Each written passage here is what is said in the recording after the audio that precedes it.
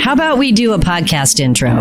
Oh, okay. I think that's why we're here, isn't it? Podcast intro. You heard it first here. We are introducing this podcast with Lindsay singing wonderfully, beautifully. I've been as she always singing does. all day. Thank you, Clint. Yeah, no problem. You know what? You started yesterday. You're just continuing. Oh. Yeah, I think last week was the dancing podcast because you danced your way through that one. Oh. Man, I don't remember. Well, I want to know next week. Juggling? Well, stay tuned. Wait and see. Well, so this week we're going to talk to someone who's involved in a fairly young trailer manufacturing company, and it's Vorsheer, and they are making some very rugged adventure. He would say overlanding trailers. I know. Overlanding, that term that gets used, abused, overused. Right. Underrated, overrated. Right. And what does it mean? It's been kind of watered down. But also, a lot of our listeners might not feel like they connect with that style or that format of camping. However, the story of how a company gets going, particularly, I think they started, we'll have to get back into the interview. Literally during the pandemic, right when the pandemic started, just started the company then. And I can't talk, but I can sing. That's a good therapy tool. When you can't get something out, just sing it out. Well, we didn't have any singing in the interview, but it was really enlightening, even if you don't like adventure trailers. So, yeah, very cool. Glad he was here. Thanks for joining us, Mark. And now we're going to share it with you guys. All right. So welcome to the RV Small Talk podcast, where we talk about lightweight trailers, truck campers, and the people and places and adventures that go right along with them. We are your hosts from Princess Craft RV. I am Clint. I am PJ. And I'm Lindsay. Thanks for joining us today. Very nice. So head on over to rvsmalltalk.com if you want to see the show notes for this episode or any other episode that we may have done. And we are also on social media, so you can find us on Facebook for our community group. That's RV Small Talk Community Group, and hop on over there. Did you know that we are also on YouTube? Oh my gosh, I'm on YouTube? You're on the tubes. Yes. You can search for us at RV Small Talk on YouTube and catch our Friday noon live every Friday at noon Central. That's right. And we're starting to do this whole format of trying to figure out how to best actually video these recordings. So are we videoing right now? We actually are, as long as I push the right buttons. Everybody wave. So if you want to see what we look like and all the discomfort that we put ourselves through. So I should stop picking my nose now? Yes. Now would be a good time, Lindsay. Head on over. And while you're there, anywhere that we've talked about, like and subscribe. And your favorite podcast player, follow us, subscribe, and share your thoughts there. We really do appreciate it. We learn a lot from you. So, hey, and if you're on Apple Podcast, you can rate and review us. It really helps. So thanks in advance. All right, let's dive into this episode. Okay, everybody, this is it. We're finally going to get down to recording a podcast for this week, and with us we have Mark Mauzy. I always say it's so almost wrong or very wrong. Mauzy? Mauzy's correct. Mauzy, yep. Because I really want to say Mauzy. No, I get a lot of variations, and it's okay. I'm not offended. All right, but you are from Vorsheer, which I bet very few of our listeners have heard of yet. But after they hear this, they will soon. Our listeners are going to go onto the Googles and figure this out. So welcome. Thank you. Good to be with you guys. Why do we have you here? Well, I've been wondering that myself. So you guys obviously have a niche market interest in overlanding trailers. Here. Oh yeah, right? You've walked our sales lot. Yeah. I got to have a tour earlier, and it's evident online too. That's pretty cool. A lot of people don't know what overlanding is, and you guys obviously do. You've got some of the other trailers. And so as we were looking around for a better presence here in Texas, we reached out. We've been talking over the course of a couple of months, and so we're ready to go. You're now a dealer for us. Get some trailers on your lot, and that's why we're here. We're going to start carrying Vorsheer. I'm really excited about Vorsheer. Because one, the name is just cool as hell. It is, yeah. I really like being like Vorsheer. Oh, do you want the story? It makes me Okay, Yeah. and that's what I was going to say. It sounds like we're going to storm Valhalla. Yes, I need to know the story of not just the name, but your company in general. When, how did it start? All that. Let our listeners know what's going on. Yeah, the background, you bet. So, for one, I mean, you know, in today's internet age, you need a unique name. Yep. You know, you can't just be like cooltrailer.com. I want to say for sure, but it's just going to come out for sure. No, we get that sometimes. Yeah, it sounds like for sure. So evidently, Vor is the Norse goddess of knowledge. I knew we're storming Valhalla today. That's why you were close. I thought that was cool. And Well, I'm Swedish, so I get to. You are? Yeah. Oh. All right, guys, back on track. Okay. Erdy birdie bird. I'm guessing we're neighbors with the Norse and the Swedes. So Norse god of knowledge, sheer is absolute. Okay, so you put them together, you get Vorsheer. Absolute knowledge. Yeah, that's kind of cool. Okay. So, and it's very unique. If you search Vorsheer, you're not going to get anything else. Right, but that's good. That's From awesome. a marketing standpoint, that's huge. Yeah. I think I'm going to name my next kid Vorsheer. I like it. I'm just I like it. kidding. Get him a battle axe. I'm not having any more I'm kids. telling you, just a Viking. welcome to this world. Here's your Vorsheer. battle axe. Yeah. Baby Vorsheer. Okay, so your company. Yeah, tell us that. So, I mean, you got to kind of go back to the roots. Our owner, Steve McLeod. Steve McLeod. Steve McLeod. Okay. Super cool guy. There's a lot of These are the coolest I can do names. stuff with this. I mean, go ahead. I'm going to catalog Just this. keeps getting better, right? Yeah. Pipeline welder. Okay. Not an easy thing to be able to do. I mean, the certification for that and being able to pass those qualifications. Right. So expert welder. Also had an architectural wood shop for quite a while and could lay out these intricate, beautiful, staircases and cabinet projects. Gifted engineering mind. Oh, like you wouldn't believe. Okay. Yeah. In fact, let's put a pin in this, but our trailers are designed in SolidWorks, right? Which is really advanced CAD software. Okay. Right. Okay. NASA, Boeing use this stuff. Okay. Huh. And Steve has taught himself to use this, as has Davin, who's our other SolidWorks designer in our Cool. what's Davin's last name? McLeod. Yeah, and they're both, you should see them work. I mean, so pipeline welder, architectural woodwork. Now it comes time to design a trailer, right? And so it's no surprise when you open up, and I'm jumping ahead just a little here, but you open up the back of a Vorsheer trailer to look at the galley, and you look at the woodwork. And it's superb, right? It's not what I call sticker wood, that particle board with like the fake wood sticker on top. Right. It's actual hardwood made like a cabinet in a professional shop. I mean, it is made in a professional shop. We have a woodworking wood production area in our facility. So why did he want to make trailers? Well, he worked for a while for a previous company who was building overland trailers pretty early on. Okay. That particular company went under. Steve was the But he'd already caught the bug. Yeah, knew how to do it. Really had a large part in the design and the production of the trailers. He was the foreman. Okay. And so actually was able to, when that company went under, purchase the assets, and Vorsheer was born. So completely separate company. Right. What year was Vorsheer born? 2018, 2019.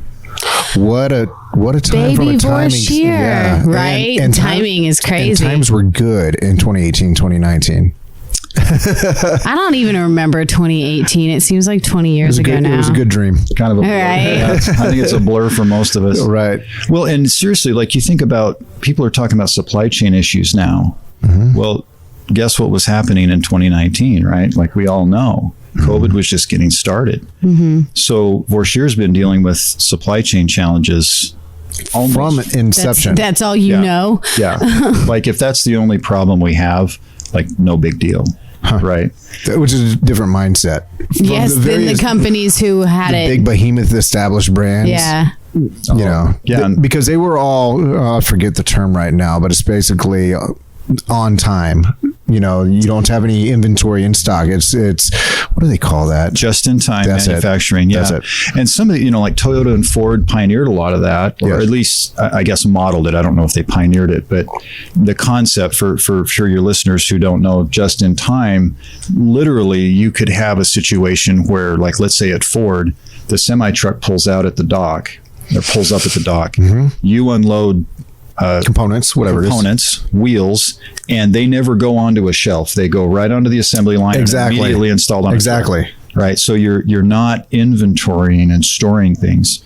Well, when COVID hit, suddenly you've got let's say you've got a $50,000 trailer, whatever company we're talking about, but you can't deliver that trailer because you're waiting on an $18 part. Right.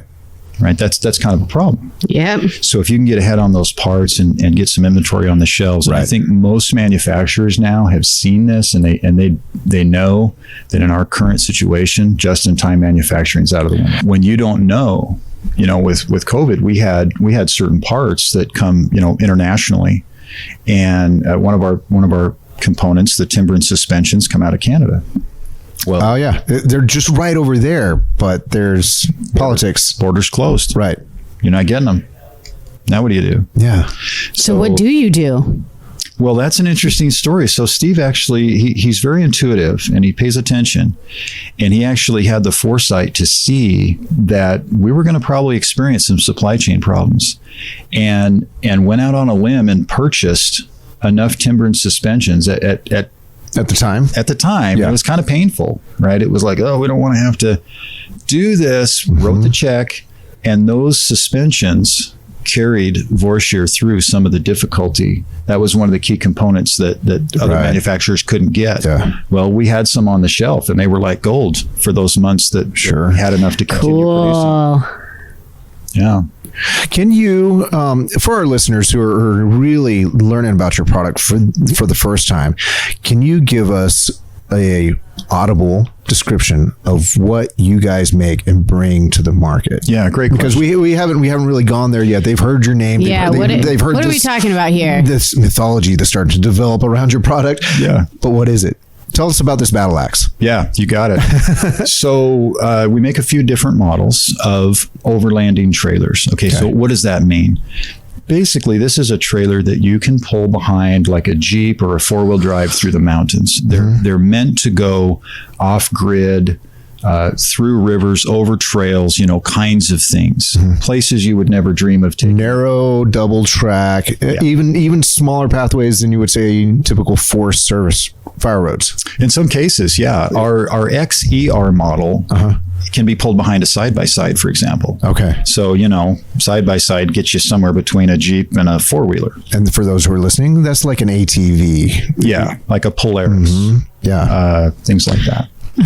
Our larger XOC model is got a sleeping cabin inside. You can fit a queen mattress in there, and this is one that would be pulled behind like a Jeep or a half-ton pickup kind of thing. The nice thing about these trailers, so the battle axe, if we were frame it that way. Well, it's that sturdy, right? Oh, let's get into that. Let's get into that in a second. So it's all the amenities that you need without having a fifth wheel or something. Yeah. Because you're not going to take a fifth wheel back in the sticks. With these trailers, if you can get the vehicle there, most likely this trailer can follow. Yeah. Okay. So a lot of the guys and gals that want to go way back, we were talking before the podcast. I was speaking to one of our customers in Montana, and he said, I just took this across a river, and then I passed the parking lot where the trucks and the trailers stopped to unload their ATVs. He says, I drove past those guys at that parking area. I crossed the river, and then I went way back into the area, the forest area, where everybody isn't. And I thought that was kind of cool. Yeah. That his experience with these trailers is I go camp where everyone isn't. Yeah. And that's one of the things that people like to do with these trailers. How are we doing for describing the battle? Well, I think we got a good start on it, but you mentioned some of the amenities that you need and don't need. Mm-hmm. We're so used to talking about your more typical standard RVs where people are looking for amenities like onboard plumbing, bathrooms, showers, interior cooking, and all that. However, the market, the actual target consumer for an overlanding trailer, they look for different things. What do they look for? They aren't looking for indoor plumbing. What are their eyes keen to see? Yeah, that's a great question, Clint.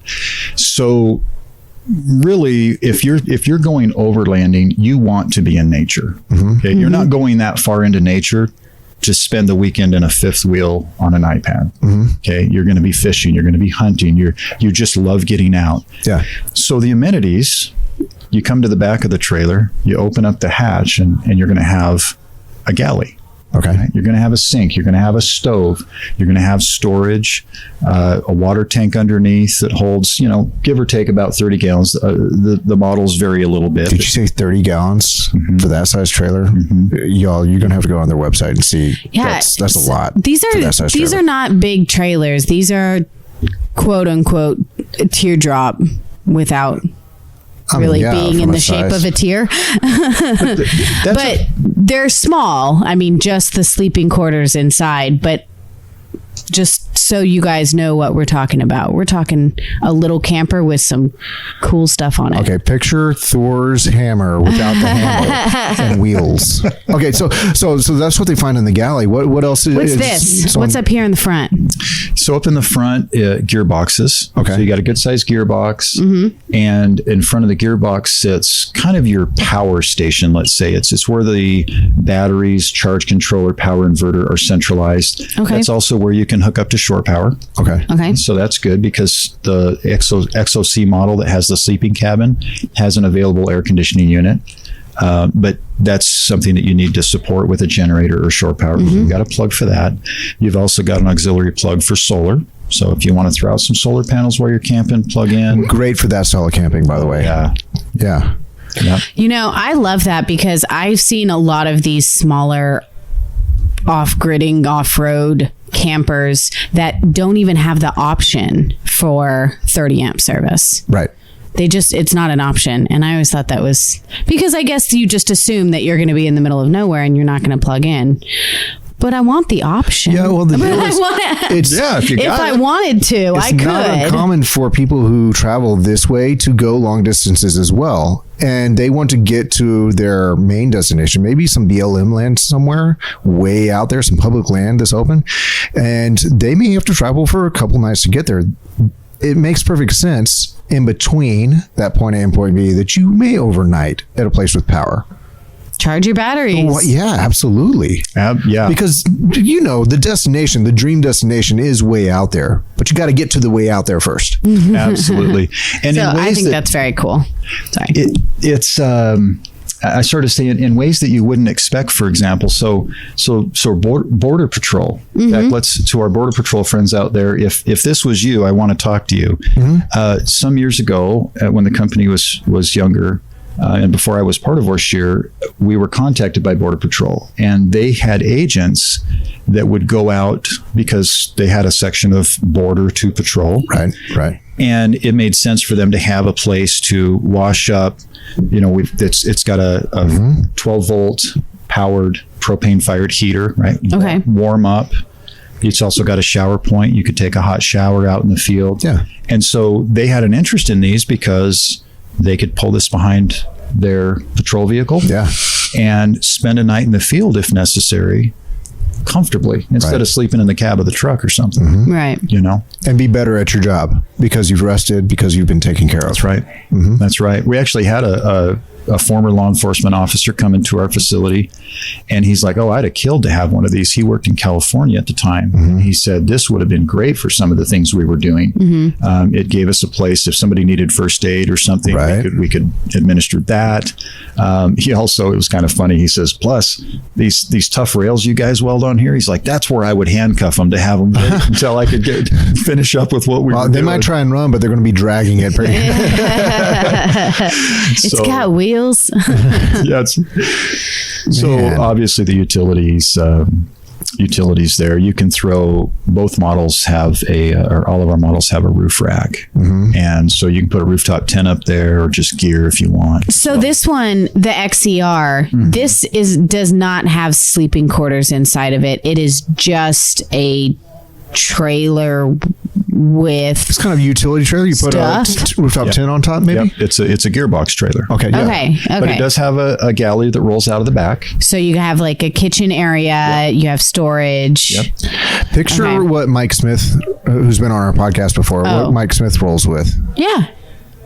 So he has the back of, I want to say it's an really old pickup truck. It's like a There's a- 1952 pickup truck bed but it was like a utility that truck. he turned into like a, You've seen guys who who basically created their own. I mean, Utility or Absolutely. bug out trailer. That's Yeah. a big part of it. Yeah. bug out. Yeah. And it's got, both models actually have the fridge freezer combo as well. Okay. 12 volt supported. So with the galley, you get, of course, running water, hot and cold, stove, sink. The XCR doesn't have any need for a heater because there's, as you mentioned, There's nothing to heat. there's no Yeah. sleeping. Unless you put a rooftop tent on it, Yeah. then you can sleep on top of it. Yeah. And that's what most people do for that particular model. But it only weighs 1,350 pounds. And so the cool thing about the XCR is you pull it behind a Subaru, yeah. pull it behind a side by side, the smaller SUV crowd. We're working on getting the word out. I'm pretty sure my 3-year-old could pull it. Yeah. I mean, he's stout. You feed him regularly. He demands Every it. day. Where do you take these things so people can learn about them, or so you can get where you can test the water and find out what people like, dislike? Where do you take these things? Where you go to have a look at it. Yeah, like we've talked about SEMA and In things the like woods. Yeah, SEMA, King You of just the got to Hammers. walk around in the woods. That's right. that. Yeah, Until you find one. You gotta go where What's everyone that? says So we do some shows, and other some of our dealers will take their inventory to the shows as well. So you mentioned SEMA, King of the Hammers, and there's a handful around the nation. King of the Hammers. I'm not familiar with this, I've but it sounds like never- the right place to take this. I've never heard of that. Well, these are the places where the overlanding community gathers. Okay. So speaking of niche, it's if you get into real overlanding, you will find the people that, like your friend that made the utility Mike trailer. Smith. Yeah. People were kind of doing this on their own, but then when overlanding became a thing and people started producing trailers, then the guys that are tricking out their Jeeps, they're turning their Rubicons into this, that, or the other thing, and then they went, oh, I could put one of these behind my rig. Yeah. I can still go play. I can still be tough. I can still be wild. I can travel the roads that nobody can, typically get down Right. with a camping trailer, but I can. Yeah. They have a fully articulating hitch. So if you take one of these things off road, they track very well behind a 4-wheel drive. Different than a standard ball hitch, Sure. of course. Sure. There's limitations on what a typical ball can do. It's perfect for most trailers, but once you start doing off road, particularly where Jeep wants to go. So what I love about this format is that whoever's making them pretty much understands that the owner is looking for a way to make themselves known as an individual. I camp my way. I want to go my places, do it my way. So you design this kind of to be a platform for modular build out. And I've always loved that about this format is that every unit, it may come with a base, but then you add to it. You build it up to be yours. Yeah. And you know that you're going to do that when you buy it. It's like the Jeep Club. You buy a Jeep so you can start personalizing it. And you'll see that in the Toyota Tacomas and the 4Runners crowd as well. The Broncos now too. Yeah. You buy them to attach stuff to it and to put stickers on it. That's one of the things we like. Is that why you buy it? 100%. Because you also buy Jeeps to buy parts. But that's a whole nother podcast. All right. You've seen the Jeeps driving around, right? That are Yes. Right. Tons of them. and so She likes them better than the Mustang boys, I'll tell you that. fair enough. I hate Mustangs. So maybe the question is like, once your Jeep is totally tricked out, well, now what do you do? You buy a trailer and trick it out. Trick it out. Yes. Yeah. And I talked to one customer and he said he wanted to know the dimensions of the roof rack. He was going to mount a fly fishing tube to store and transport his fly fishing poles. Yes. And they were surprisingly long. I understand fly fishing's awesome. Yeah. I don't do a bunch of it. Yeah, but those poles are long. They can be, yeah. Yeah. Mm-hmm. Yeah. So like crazy. there you go. There's a customization, right? Everything on these Vorsheer trailers, people attach to, there's a panel across the back hatch that's got pre-cut squares in it. And that's designed to make it modular for attachments. The things on the side, the roof rack itself, multiple attachment points. You can put a rooftop tent on there. You could put other things up there. Sure. Whatever you want to put on a rooftop rack. And they're mounted on a Timbren suspension. Timbren, the axle suspension that's out there? Yeah, they're independent. So there's no axle. In Everybody at once now. We're paddling our hands. It's kind of cool when somebody comes to tour the facility. You get down and you look under one of these trailers, and there's no axle to get caught on anything. Right. That's the independent nature. So I'll do my turn with the paddles. Right. When they designed these, they put a lot of thought into not only what was practical, but what was strong and would stand the test of time.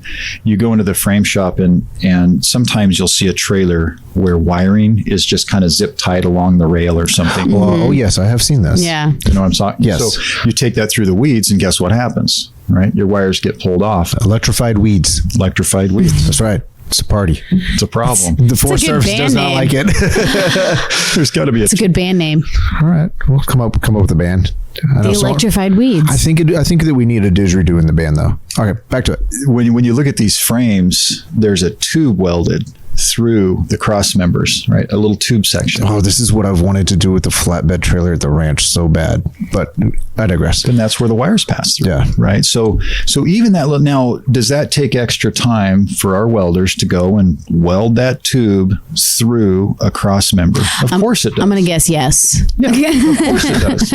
But why is it done? Because it's quality, right? So frame, and we've got great guys in our frame shop, great welders.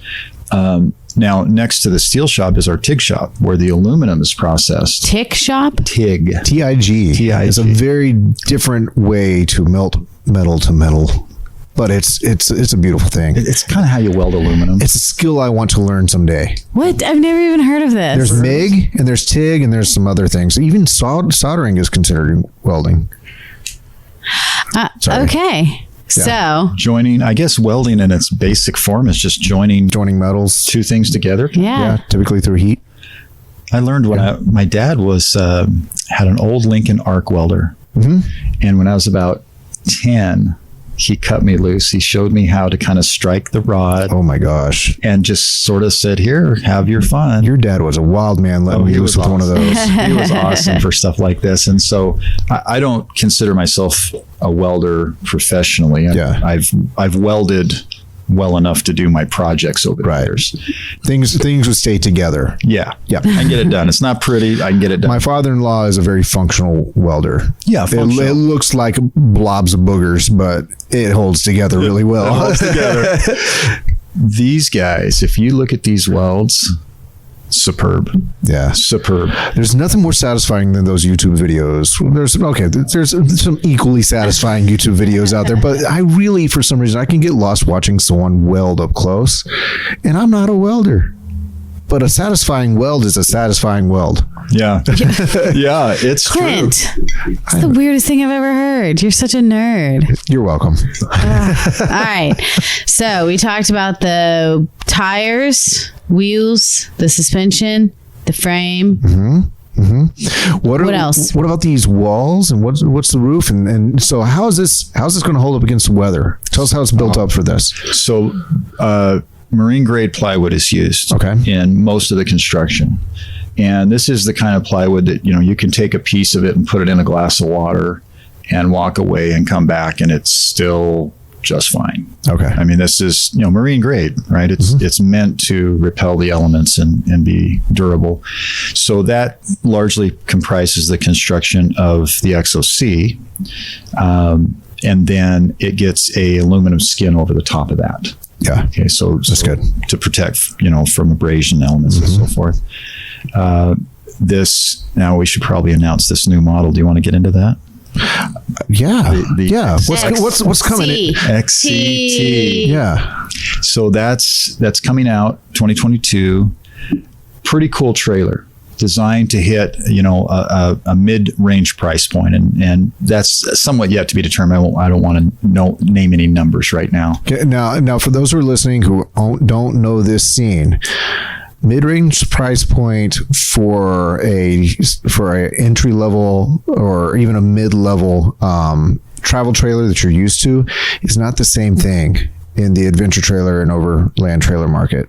They are very different. They are built different to go different places and camp differently. So if you're talking about this is meant to meet a mid-range price point, it's for this market, not your typical RV market. Fair enough. It's for this buyer who wants to live this way.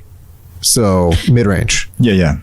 Well, so just for an example, our XOC fully kitted out, MSRP is about $57,000. So the XCT is designed to come in less than that. Okay. Let's say that. Okay. And it's going to have some cool features. For example, a composite roof. Okay. Aluminum frame, insulated walls. Okay. A little different construction than the marine grade plywood we talked about. The insulated walls are a big plus. A lot of people want that. So we're going to provide that. But it's designed to be a little less complicated, right? Kind of streamline the need of a trailer that has a sleeping quarters, right? So it'll have the same queen mattress space inside. But it'll be a little bit more affordable for somebody that maybe isn't ready to drop $57,000. Now, here's another thing to be interested in, though. Or something that's helpful, let's say it that way. We do have an NADA listing on these trailers. So when people come here to Princess Craft and they want to purchase one of these trailers, they can finance that trailer through their bank or credit union or whatever. Let me just say thank you for you guys being proactive on that. We've actually brought new trailer brands on board, and we had to kind of walk them through it's a problem. The why of doing that. So thank you for being on top of that. Yeah, there you go. There's Steve again, our owner, and that's his vision and understanding of the market. And I think in part because he realized, you had in some cases a retired couple who, they're cashing in their 401k, they're taking out a second mortgage on their home just so they can buy this trailer that they want to then travel with and so forth. So that's really cool, right? NADA listing's nice. It makes them, you can buy them. Yeah. You can buy them. Yeah. Suddenly accessible. So would it be fair to ask you to, as a sidebar, but on the microphone, just tell us what your other project is? Just because we are connected as well to we have people who might like to hear your other gig. What's your other gig? I want to know. Yeah. Well, we were talking about it a little before the podcast. I wasn't listening. It's a project to help parents with children with autism. Okay. Is the high level. And we were talking about video production and so forth, and recording. And so this other project, GEMTrain, GEMTRAIN, and mostly found on YouTube at this point, is a series of videos to help parents that have children with autism. And so I'm still managing that on the side.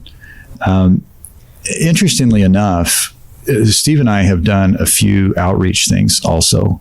And along the notes of helping families and helping where we can, Vorsheer is very supportive of not only my time, but other endeavors that we can go out and do outreach things in the community. He and I presented together at a junior high a few months ago for their Suicide Prevention Week. And, it's kind of cool as for the owner of a company to stand up in front of a group of kids and say, hey, here's my story. And we were able to do a few other things as well along the way.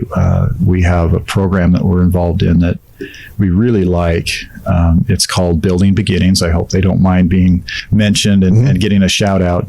They're taking recently released inmates who, the recidivism rate, if you look at incarceration, it's a revolving door. Right. Right. It's very sad. Certainly in the 90%.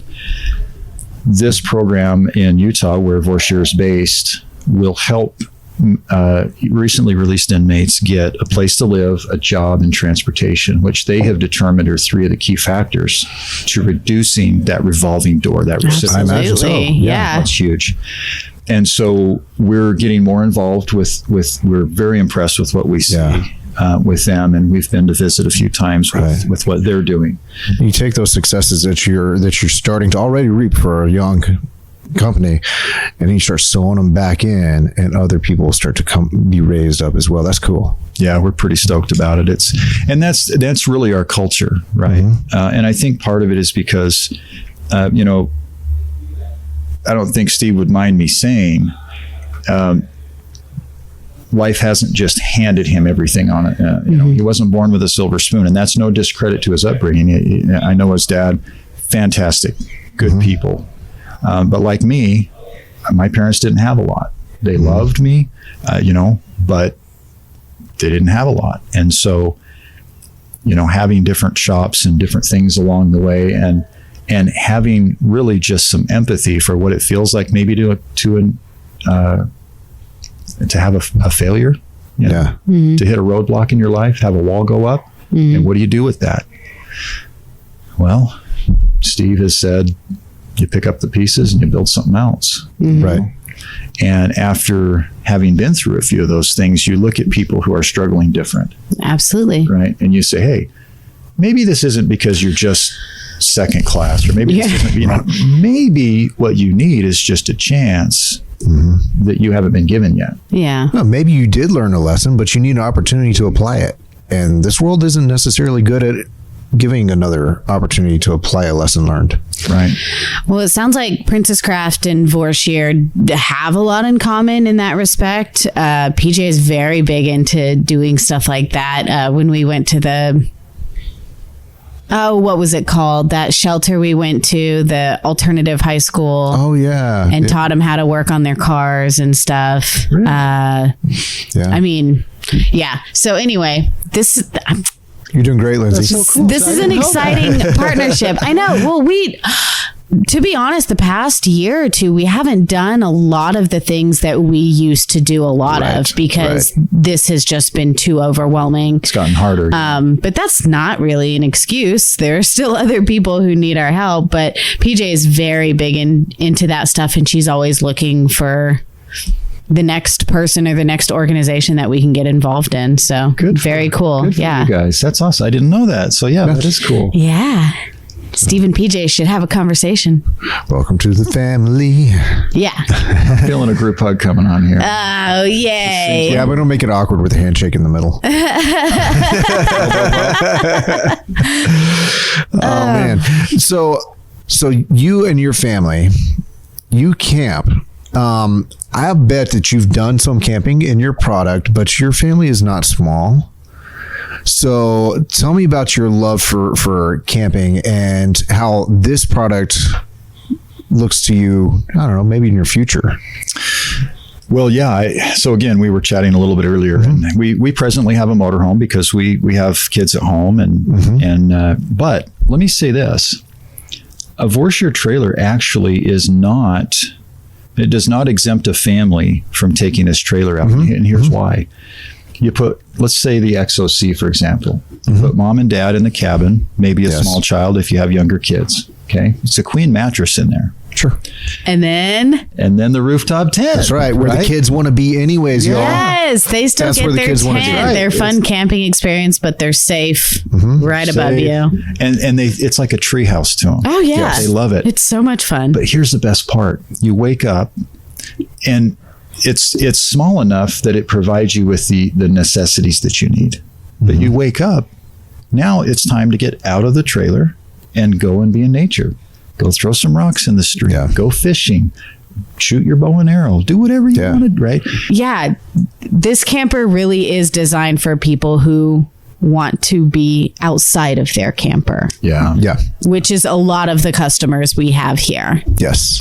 Well, anybody that's had that experience where, again, nothing against a fifth wheel or a larger camper, but sometimes you get inside and the rollouts, and I got It's to tell very you, residential. it's like home. Yeah. But then you almost have to ask yourself, well, why didn't I just stay home? It's a lot easier. See, I don't think people buy these large fifth wheels and class A's and all that. I don't think most of them buy them with the intent of that effect happening to them, but it happens to so many. It was so easy point. to slip into comfort and There's a freaking lazy Yeah. boy inside and, nice. a fireplace. Yeah. And again, like we always say, there's nothing wrong with that kind of camping. But I don't think if that they that's go what you into want to that do. purchase thinking that's going to happen to them. Yeah.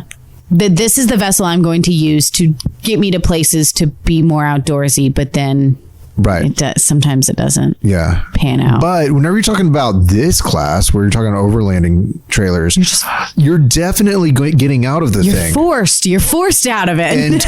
And so it's kind of like buying the thing that is going to not just help you do the things that you want to do where you want to do them, but it's actually going to motivate you from a very real, physical, tangible standpoint. You're going to have to get out of the trailer. Oh, yeah. You're one fart away from having to spend the entire evening outside. One fart away. I think we have one of our new taglines. Yes. Thank you. T-shirts, banners. I see it now. You're always one fart away from adventure. Well, we're almost maybe I should. So we're getting down there now. So I might as well bring up one of our Yes. I really like that. American-made badassery. So that's almost like one fart away. Yeah. Yeah. But I think this is kind of cool. We wipe up the competition. Quit, Clint. We're not doing this right now. I just Did that joke stink? I'm sorry. Man, we just hit rock bottom. we do have a picture of poop drawn on a Post-it on the wall right in front of my desk. Well, you said we had to get stuff done. You didn't say stuff. I didn't say stuff. I said we like taping beep to the wall, and then Yeah. you drew me a picture of it and stuck Yeah. it on the wall. This is making sense because you have a bunch of other stuff taped to the There's wall. so much stuff So taped on the wall. It's making me nervous, but also making me feel organized. So like nervously organized. Nervously. We might actually get something done. I'm nervous. We might get something done. All right, refocus here. Here's a thought, right? So I mentioned I have a motorhome presently because we have little kids, and for some of the things that we do, I was asking about the Hawk and Knife because we go to the Mountain Man Rendezvous every year up in Utah, and we love it. And it's really nice to have the motorhome for that, for example. But I can imagine that people who end up staying inside don't really plan to. I think that's a fair point. And it just sort of becomes the default. Well, have you ever had that experience with your kids where, if you can just set up the right environment, it naturally becomes fun for them? Oh my gosh, yes. You know what I mean? 100%. Like instead of saying, get out of the motorhome, you just go, hey, it's time to get up. Yeah. And then naturally it's like pretty soon they're next to the stream. Yeah. And it's a positive. It's South Texas. There are alligators in the stream. It's fantastic. That's where I grew up. Level with me.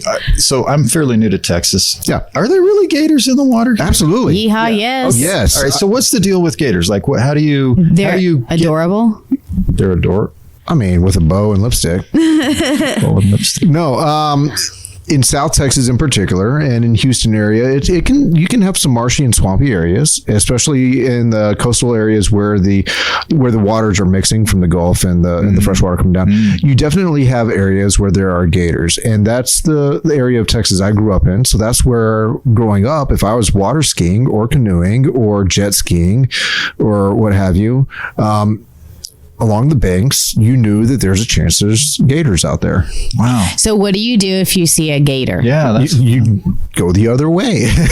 You're not supposed to like play dead. It's hard to water ski with a 410, but yeah, It's got to be. No, don't kill the gator. it is actually not legal It's not legal to just go after the gators just for shouldn't. happenstance. Now, if you have livestock and you're trying to protect livestock, there's some other rules you can play Poor by. gators, just trying to get a meal. Yeah. Now, do they get big? I mean, They can, yeah, absolutely. So yeah. this is like get Louisiana a tractor Bayou to big? drag it out kind of big. Really?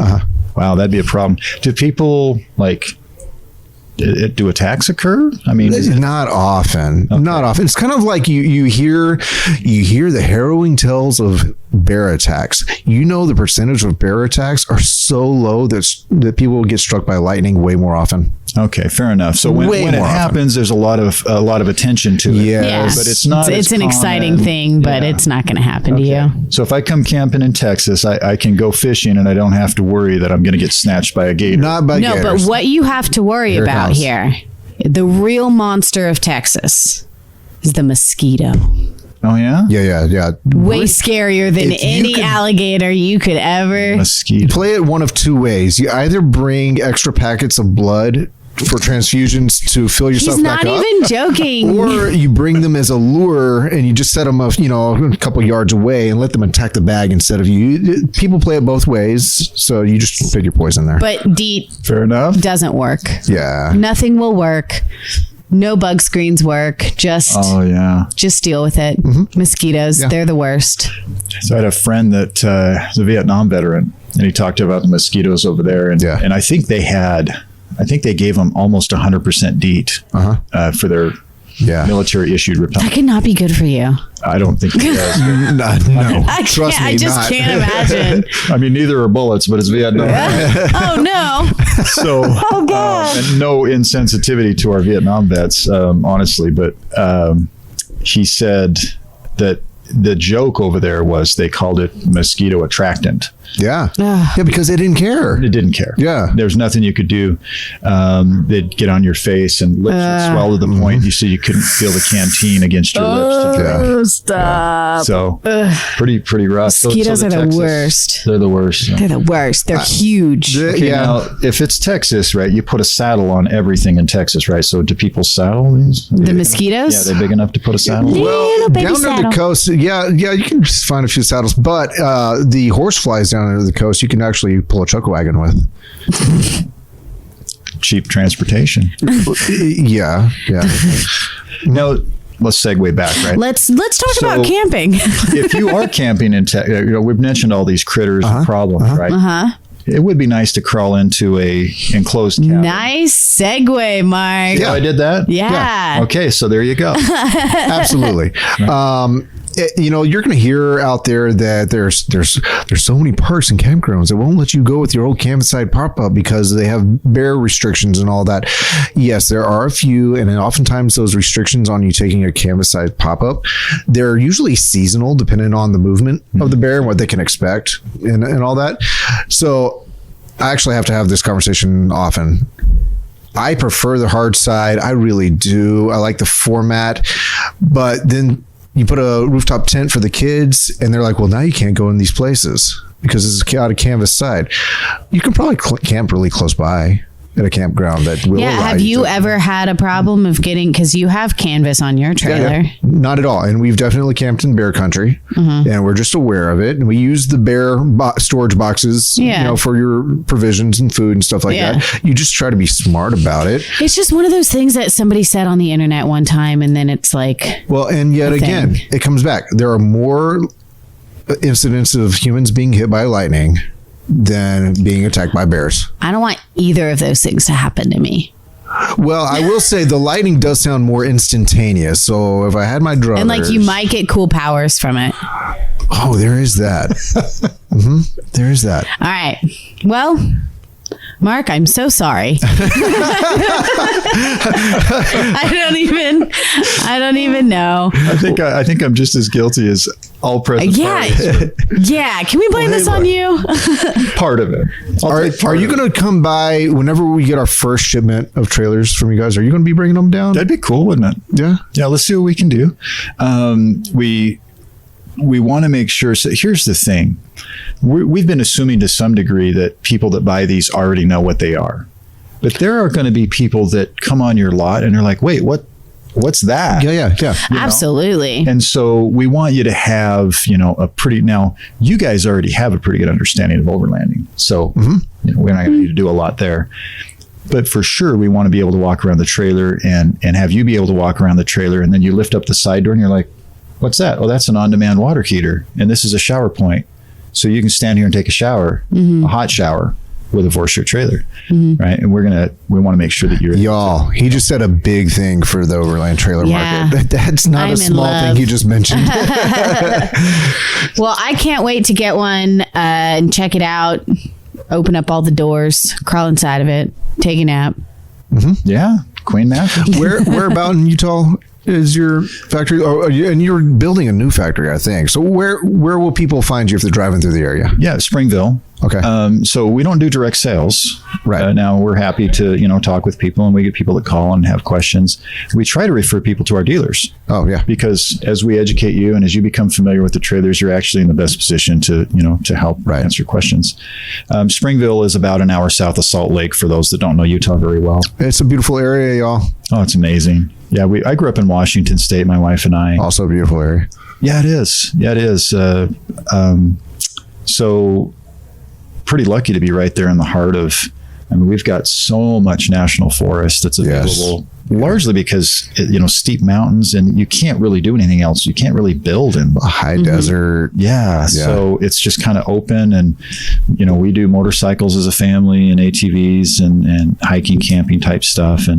And so, a Vorsheer trailer is a perfect fit for that environment. Yes. Mark, thanks. It's been great. And I'm excited to actually get your product, the Vorsheer trailers, all three of them. Once they're ready to roll this way, I'm excited to see them on the sales lot. I want to go all through them. We can't wait. I think we've got you signed up for 2 of each right now, and that'll be your initial delivery, and we'll just keep them coming. Sweet. Awesome. All right. Thanks, guys. Lindsay? What? You're okay.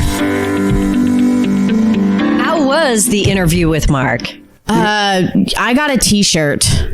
Yeah, I enjoyed the conversation with Mark. I learned a fair bit. It's really, I like what I learned about the company, really. And they're new, and they were new through COVID, and they're navigating getting distributorship basically set up through an ever expanding dealer network. I learned a lot. I did. I like them.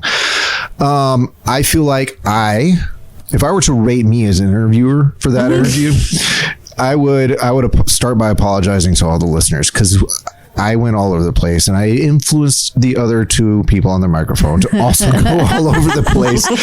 So, but if you don't expect that a little bit from us, then maybe it's not the right podcast for maybe you. You're not realistic. But I think that Vorsheer and Princess Craft are really good together. A good match. Yeah, I felt that. Yeah. I'm really excited about that. And I want to see it. I'm ready to see the trailer and open up everything and kick the tires. And I'm not going to kick any tires. Have you seen my shoes? Yeah. But really, I want to see the product, and I think it'll be a good fit for us. I'm excited. Mark works for Vorsheer. He needs to talk up the product. Right, but we have to get interested in it. It looks cool as hell. I feel like this is one of those instances where you're excited about it because you have a real good feeling that when it does show up on the lot, it's going to be confirmation of what you heard, of the details. I just can think of all these people listening to this saying, wait, you bought a product that you've never seen. Yeah. You invited the rep down. Yep. You did a podcast. Yep. You're wearing the t-shirt. Never seen the product. Never seen the product. How often does this happen in viable RV dealerships? I have no idea, but hopefully we're a viable dealership, and we have done it before, and we'll do it again. We look on the internet. We talk with people. Yep. If we like the people, it's about the company being a good fit. Yeah. Then I am all in. Let's try it. Well, let's talk brands through the years that this has been literally how they've come on, and we've been really successful with those brands hand in hand. I mean, A-Liner showed up really early when you started dealing with trailers, right? Mm-hmm. But I did see it before I bought it. I mean, in all fairness, shout out to Bill Wiley. Thank you for getting us started and turning us into a dealership. Okay. What about like Intech? Yeah, absolutely. I was coming to that. Did we see an Intech before? Because I know even if we did see an Intech before, like their first one, like a Chase, right? Mm-hmm. They had a Chase. We didn't we didn't see the rest of them before we got them. Right. We didn't see the whole soul line. We had no idea what that was until we just said, yeah, we'll take them. But here's the deal. We had established that we really had a good feeling about they are quality people. Yes. And that went a long way. Yes. So how about Taxa? That's a story. Yeah. We have a whole podcast about that with Garrett from Taxa. So I'll refer back to that in the show notes. But we have a whole podcast on it. Taxa, you were numero uno. Well, I saw the basic one and said, okay, interesting. Prototype level, right? Past that, I'm like, I'm in. Let's build it. Let's change it. Let's adjust it. It was really fun. So there have been a number of those over the years. There's a couple that... RKS. Yeah. Oh, RKS. There's a couple that we still haven't seen yet. Yep, we got a few new They're secrets. ideas They're under our building belt. them. Live and Light. Do you remember when Live and Light started? No, I was like 12. Oh, I don't know. I'm like, just build it. Send it to me. I think it's cool. You guys do a great job. Come on. So it's fun. And really, it's about the quality of the manufacturer to me. And, they're going to make missteps along the way. Yeah. But if we can talk to them, we can work with them, then we can help the customers navigate that too. And that is really, in my mind, the role of a dealership. So I am just thrilled. PJ It was coming in for the real thing. Yeah, I don't know. It was really great to visit with Mark, get to meet him, and now the rest of the world can meet him too. Absolutely. And we'll have him back at some point in time. We're going to have his trailers actually here, and we'll eventually have them back on as well. That'd be cool. Yep. Follow the progress. All right, Lindsay, you have anything else for us? Can I sing us out? Yeah. You know what? I'm going to back off the mic. Take us out. Thank you for listening. We'll see you next week. If you're watching on YouTube, or else we'll just talk to you next week. Okay, bye. Bye. Round of applause.